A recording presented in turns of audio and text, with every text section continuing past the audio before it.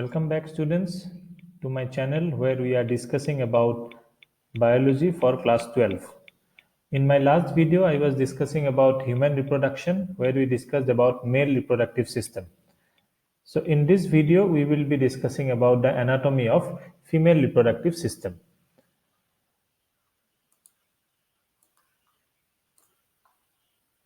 So to start with, the primary reproductive structure in females include ovaries, the external genitalia or external genital organs which are called as vulva, and the duct system here includes the fallopian tube, the uterus, cervical canal as well as the vaginal canal. Like we had some sex glands in males, in females also some sex glands are there.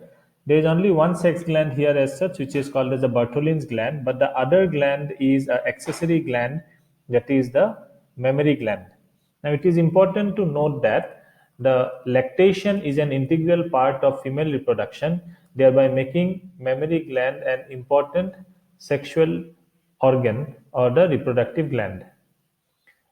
To start with the structure of ovaries, ovaries are the organs which produce gametes, as well as it also produces the hormones estrogen and progesterone at different period of time. Now, if we look at the ovaries, they are present inside the lower abdomen cavity, not like the testes which are present outside the abdominal cavity. Ovary size is around 2 to 4 centimeter in length and it is connected to the pelvic wall and the uterus also by the help of ligaments. Each ovary has an outer thin layer of epithelium which is again called as a germinal epithelium. Inside that there will be a layer of fibrous connective tissue which is called as tunica albuginea, which is similar to that in testis, and inner part is called as the stroma. This stroma can be divided into two zones. That is, one zone, if I draw a line like this, the zone which is within this line is known as the medulla, which contain these blood vessels, and rest of the area is called as the cortex. Cortex is mainly made up of your cartilage, collagenous tissue, connective tissues, and this peripheral cortex is the most important place where the development of follicles as well as ovum take place. Now coming to the various ducts or the accessory ducts which are present. Most important duct that we get here is an oviduct or the fallopian tube. Oviduct has a different thickening at different place. Starting from the uterus, it is narrow, known as isthmus. Then there is a broad region called as ampulla, ending with a broader region called as infundibulum. The ends of infundibulum has some finger-like projections called as fimbriae. So this fimbriae takes the egg which is released from the ovary and introduces it into the fallopian tube through a small opening called as ostium. Now, this entire fallopian tube is around 10 to 12 centimeter in length, and it is this fallopian tube which is the site of fertilization. Precisely at the junction of ampulla and isthmus, somewhere here, the step of fertilization between male and female gamete will take place. Coming to the next important structure, that is uterus. Uterus is an inverted pear-shaped structure which in general layman language we call it as a womb. That is the mother's womb where the newborn or the fetus undergoes development. Now, there are three main parts in this entire uterus: an upper roof part which is called as fundus, then the main body part, the principal body part, and the last part which is a slightly elongated canal shaped structure called as cervix or the cervical canal. The overall size is around 7.5 centimeter in length and it's around 5 centimeter in breadth maximum and a thickness of around 2.5 centimeter. It's interesting to note that usually it's a very small bag-like structure, but it has a high elastic property and can enlarge up to a size of almost 100 times its original size when there is pregnancy, because the fetus is actually developing inside this entire uterus. Now, in some books, you will get another part of the uterus, that is these corners, which are known as the cornua. The cornua is the region where the fallopian tube is attached, basically the corners. When we look at the wall of the uterus, then the wall of uterus has the three layers. There is an outer layer called as perimetrium outside, which is membranous, and it's a serous layer. And then the middle layer is made up of smooth muscles called as myometrium, and that is responsible for strong contraction during the process of delivery. Internal wall is called as the endometrium, or it is a mucosa layer which is highly glandular. It has some ciliary cuboidal cells also present, and the cyclic changes takes place in this inner layer, which is called as the menstrual cycle. During the menstrual cycle, we know that this endometrial layer breaks down, and then again reformation or the repair process take place. It is also this endometrium layer which is the most significant layer, because here inside the endometrium the development of the embryo take place. We will discuss that in implantation part. Then coming to the lower part of the uterus, that is called as the cervix. So the lower part of the cervix has a canal shaped structure that is around 2.5 centimeter in length. It has a narrow opening which is called as an internal os. Os basically means an opening. An internal os that opens into the uterus, and opposite to that there is another narrow opening called as external os that opens into the vaginal canal. Then comes to the vaginal canal. Vaginal canal is again a tube-like structure which is around 8 to 10 centimeter in length. Fine. It has dual function. It functions as a copulatory organ, because during the process of sexual intercourse, the testis will enter up to this region as such, and it cannot enter beyond it. So all the semen will be deposited in this region normally near the external os. It also acts as a birth canal, because it is this canal through which the newborn baby will come out. The vagina has an opening here which is called as a vaginal orifice, which is normally guarded, not entirely but partially guarded, by a perforate membrane called as hymen. Right? This hymen, however, ruptures during the first sexual intercourse and it does not reform.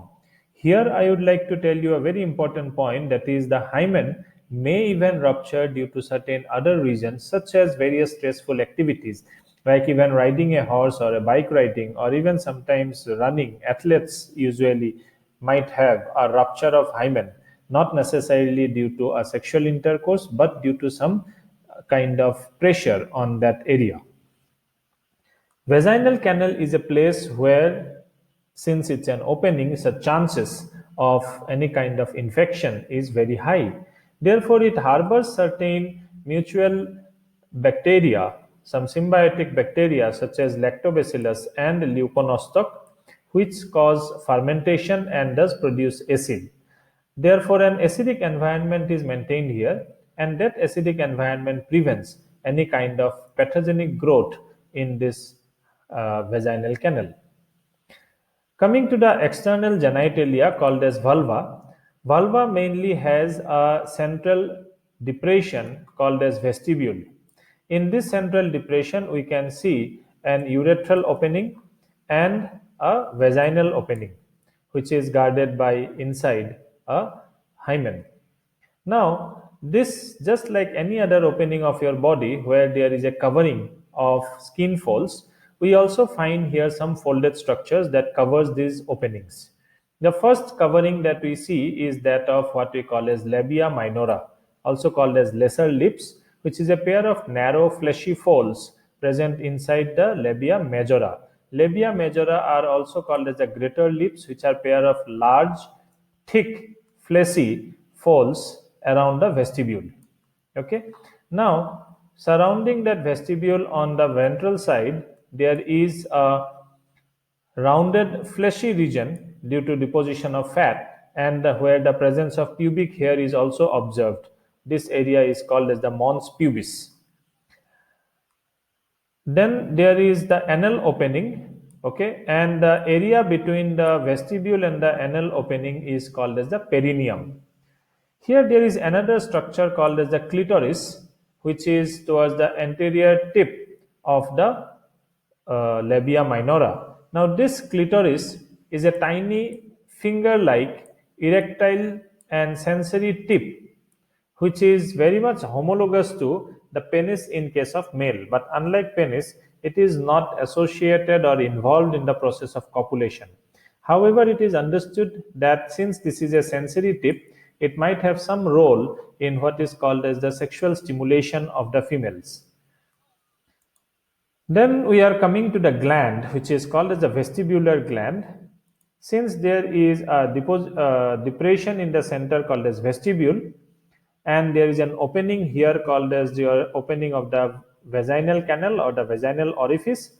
On both sides of the vaginal orifice, you find a pair of two rounded large glands, which are called as the vestibular gland or Bartholin's gland.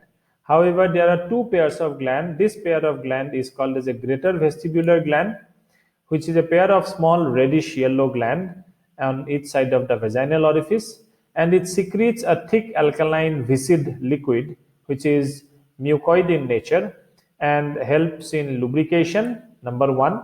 Secondly, it also neutralizes the urinary acidity because urethral orifice is there, so the chances of urinary acidity in this area is high.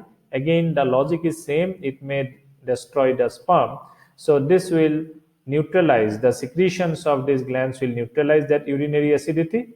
There is another gland called as a lesser vestibular gland which is present somewhere here, just surrounding or near the urethral orifice, in between the urethral orifice and the vaginal orifice, and that secretes mucus glands, okay, and secretes mucus. So therefore its main function is a lubrication. So vestibular gland is the only reproductive gland which is directly involved in the process of reproduction in case of male reproductive structure. Then there is another gland, that is mammary gland I told you about, which is a modified sweat gland as such. And mammary gland contains a lot of adipose tissue or the fat deposition which is present in between certain lobes. These lobes are called as the mammary lobes. Okay, these mammary lobes have many small lobules again, similar to lungs. We call them as alveoli or singular mammary alveolus. Within these alveoli, there will be formation of milk. And when the milk formation take place, they may be released through small tubules called as mammary tubules, which join to form a lactiferous duct. Those lactiferous duct open into a swollen structure here, like you see. These are called as ampulla. Okay, and the milk which is released from the alveoli, they are stored in the ampulla. Ampulla again opens outside through small minute openings or pores in the nipples. Each mammary lobe opens separately outside into the nipples. So if there are 20 mammary lobes or the glandular lobes are present, then there will be 20 separate ampulla opening outside in the nipples through 20 different pores, each pore having a diameter of around 0.5 mm. And each of these pore again remains covered with certain skin folds in the nipple. The surrounding area of the nipple is usually a darkly pigmented area which is called as areola. So that is about the mammary gland, accessory sex gland, because the lactation, as I told you, is an important process associated with the female reproductive system. So that was all in the female reproductive system. In the next class, we will be discussing about the gametogenesis in males and in females. So that was all for this video. Thank you so much.